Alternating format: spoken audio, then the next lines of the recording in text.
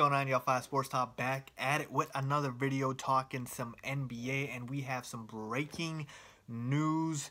Well, more like breaking news that's a rumor. It's still not confirmed yet, but it kind of is. Anyways, you guys get the point. Multiple sources, outlets, and media are reporting that the Celtics and the 76ers are in major trade talks for trading the #1 overall pick that the Celtics hold, okay? So this is huge. This is huge, guys, okay? With the draft right around the corner, we have the #1 pick up for a trade. So the Celtics, who own the #1 pick, would be trading the #1 pick to the Philadelphia 76ers. What's going on here? Why are the Celtics looking to trade the #1 pick? Why are the Sixers looking to acquire the #1 pick? And what does this mean for everyone involved? Let's jump right into it. Philly is trading for the #1 pick because they want Markelle Fultz. They are in love with him. Reportedly, Magic Johnson is also in love with him.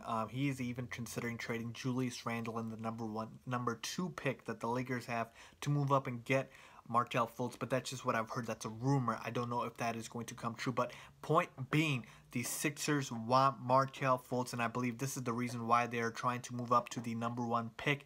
They want to get a core of Fultz with Ben Simmons and Joel Embiid. They have a clear opening at point guard / shooting guard because Fultz is a combo guard type-ish player, and so he would be a perfect fit in Philly, and they would now have their core for the foreseeable future and moving forward. See, at 3, they would have probably gotten Josh Jackson or maybe Lonzo Ball, but I guess they were not sold on him, and Fultz is by far the best prospect in this draft. So for Philly's purposes, that's why they are trading up for the #1 pick. Now, what do they have to give up?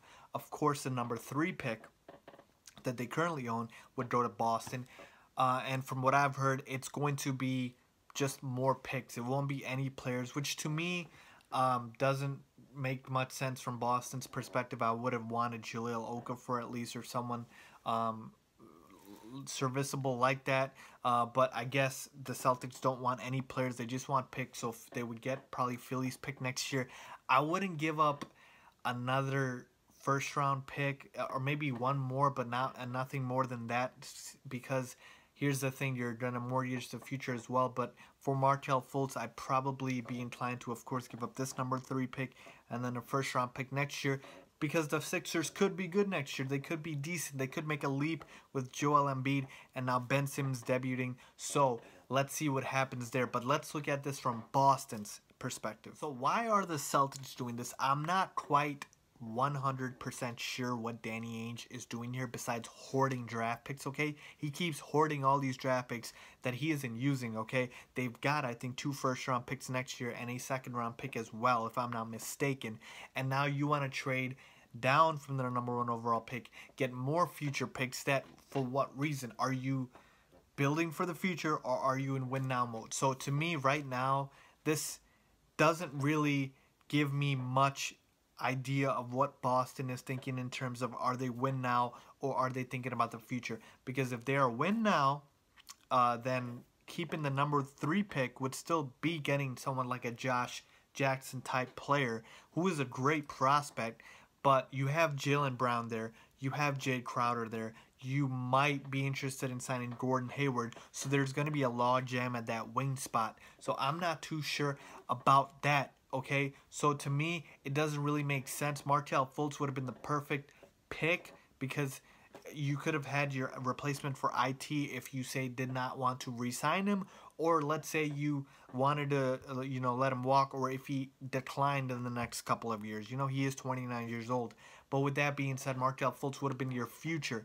But if you are in win-now mode, it would better serve you to trade this #1 overall pick for a star, like a Paul George, like a Jimmy Butler, like someone else, So to me, I'm confused by what Boston is trying to do here, because Danny Ainge just looks like he's hoarding draft picks that he does not plan on using. I will say this to Danny Ainge: be very careful when you trade the #1 overall pick. You don't get too many chances with the #1 overall pick. And Markelle Fultz, yes, he's not, the best prospect we've ever seen, but he is hella talented, and you might regret passing up on Markelle Fultz, okay? I know they have first-round picks next year, but you're not always guaranteed the number one pick. That is why there's a lottery there. So I would be careful if I was Danny Ainge here, depending on what this package is. But I do like this for the Sixers if they're able to land Markelle Fultz, because I think that would give them a great core, like I mentioned, of Fultz, Simmons, and Embiid.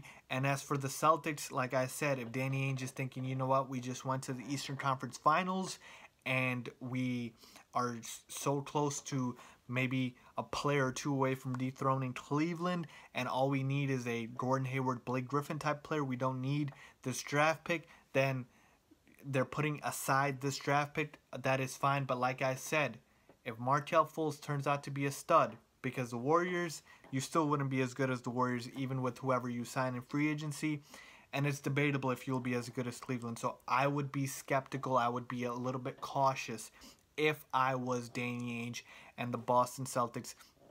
For me, probably would have traded this pick for a star, but looking like they're going to get more future picks, and Philly is looking like it is trying to get Markelle Fultz. So that is what I think, folks. Again, what do you guys think the Celtics should do? Should they trade this number one pick? I would be cautious about doing that unless it is for a star right now if you're in win now mode, or else I would take Markelle Fultz. What do you guys think? Leave a comment down below. If you like this video, please give it a thumbs up, and as always, don't forget to subscribe. Thanks for watching.